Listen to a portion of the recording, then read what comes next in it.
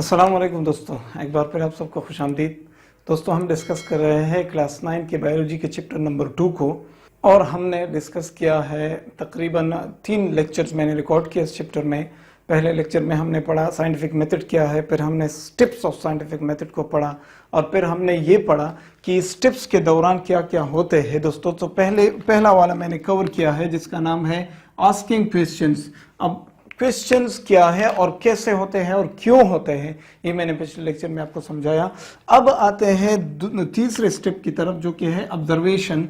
मैं इतना डिटेल में नहीं जाऊंगा ऑब्जर्वेशन के, लेकिन कोशिश करता हूं कि आपके लेवल से भी आपको 90% ज्यादा नॉलेज दे दूं इंशाल्लाह। अगर आप इस वीडियो को आखिर तक देखें तो आपको ऑब्जर्वेशन इस तरह याद होगा कि फिर आपको न रट लगाने की जरूरत होगी और न याद करने की जरूरत होगी, और आप पेपर में बैठकर उस क्वेश्चन को जल्दी जल्दी सॉल्व करेंगे इंशाल्लाह, मेरा वादा है आपसे।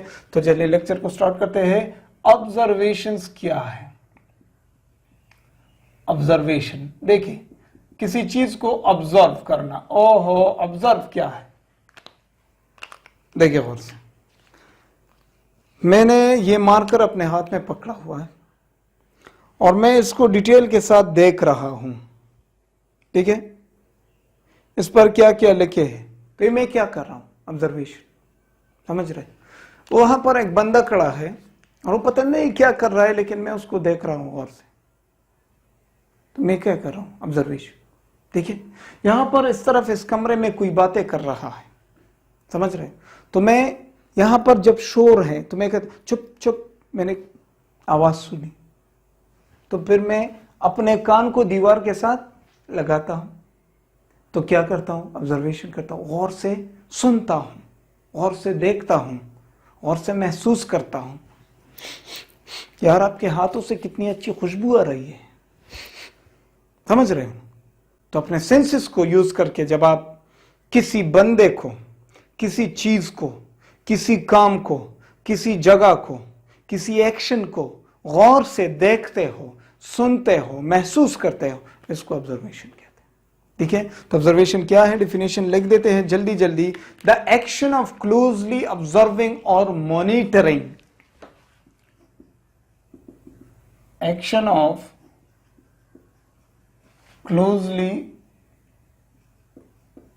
ऑब्जर्विंग और मॉनिटरिंग किस चीज को? देखिए गौर से, मैं यहां पर कलर चेंज करके लिख देता हूं। समवन, किसी बंदे को,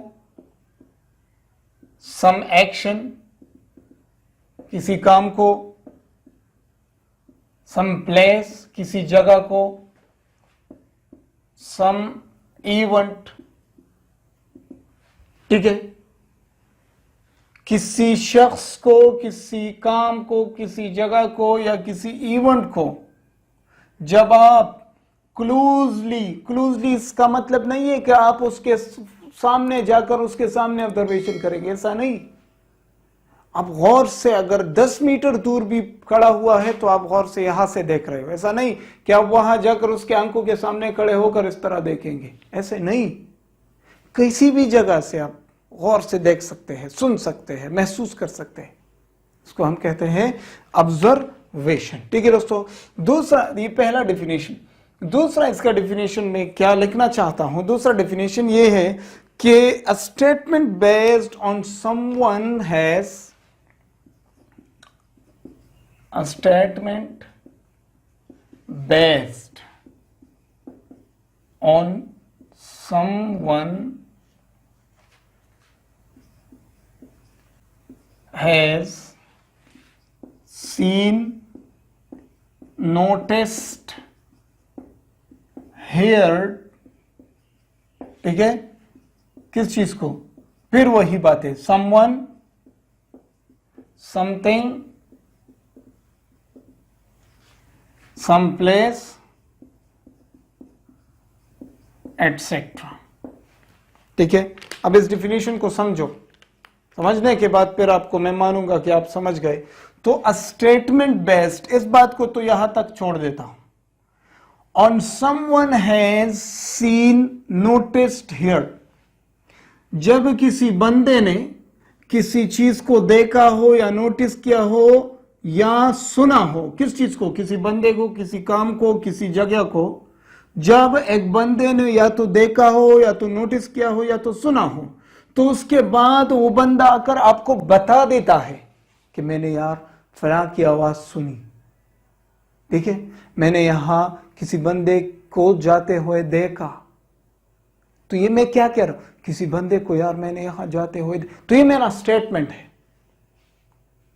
तो ये मैंने स्टेटमेंट किस बेस पर कहा, तो मैंने नोटिस किया ना, मैंने किसी बंदे को देखा, तो मैंने एक स्टेटमेंट पेश किया, तो स्टेटमेंट को आप ऑब्जर्वेशन कहते हैं। रटा लगाने की जरूरत नहीं है बेटा, समझो इस बात को, समझने के बाद फिर याद करना कोई मुश्किल नहीं, ठीक है। तो इसकी क्या हो गई दोस्तों, ये मैंने इसका डेफिनेशन बताया। अब ऑब्जर्वेशन का इंपॉर्टेंस क्या है, क्यों लोग ऑब्जर्वेशन करते हैं, साइंसदान साइंटिफिक मेथड के दौरान क्यों ऑब्जर्वेशन करते हैं। मैं अपने पिछले एग्जाम्पल को फिर दोहराता हूं। एग्जाम्पल था हमारा कोरोना वायरस का, किस चीज का, कोरोना का।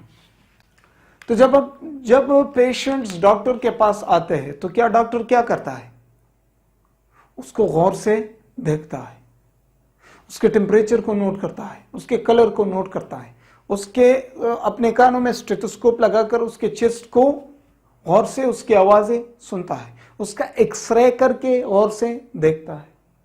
तो डॉक्टर साहब क्या कर रहा है, ऑब्जर्वेशन क्यों कर रहा है, क्यों, ताकि इस प्रॉब्लम का हल निकाल सके, ताकि आपकी इस बीमारी का, ताकि आपकी इस हालत का कोई हल निकाल सके ना। समझ गए दोस्तों, या तो ऑब्जर्वेशन क्यों होते हैं, इसका इंपॉर्टेंस क्या है। सबसे पहले number 1, to get knowledge about problem, मसले के बारे में अपने आप को समझाने के लिए, इल्म हासिल करने के लिए आप क्या करते हैं, ऑब्जर्वेशन करते हैं दोस्तों।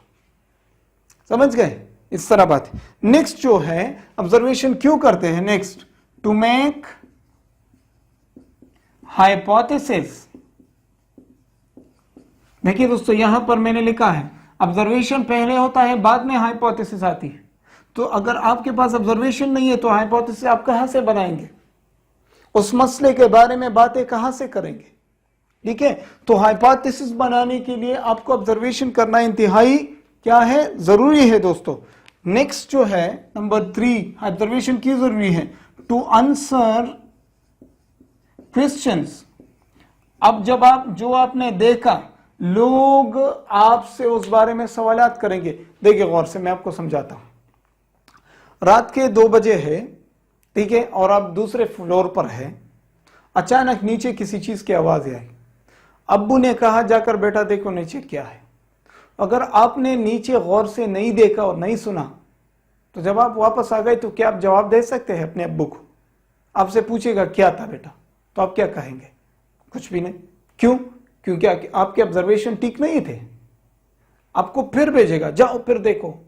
इस बार आपने अब्बू का गुस्सा अपने आंखों में लिया है, आप जाकर गौर से सुनते हैं, देखते हैं, अचानक आपकी नजर एक बिल्ली पर पड़ती है, ठीक है। अब आपने ऑब्जर्वेशन ठीक की, तो जब आप ऊपर आते हैं तो अब्बू के कहते हैं यार अब्बू नीचे बिल्ली थी, बस कुछ नहीं था। अच्छा ठीक है, सो जाओ।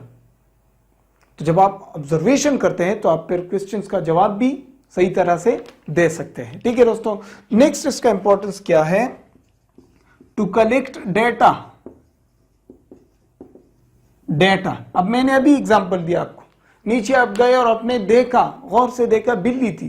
तो ये बिल्ली का होना आपके लिए एक इंफॉर्मेशन है, इंफॉर्मेशन एक डेटा है। तो आप ऊपर आ गए और अब्बू को बताया कि अब्बू नीचे बिल्ली थी, बस। पहली दफा जब आप आए तो आपने कहा कि बिल्ली थी नहीं, क्यों, ऑब्जर्वेशन ठीक नहीं थी। तो जब आप नीचे गए, दोबारा गौर से ऑब्जर्वेशन की, फिर आपने डेटा कलेक्ट किया और फिर आ गए। तो जब तक आप ऑब्जर्वेशन गौर से नहीं करेंगे आपको डेटा नहीं मिल सकता, सही है दोस्तों। नेक्स्ट इसका इंपॉर्टेंस क्या है,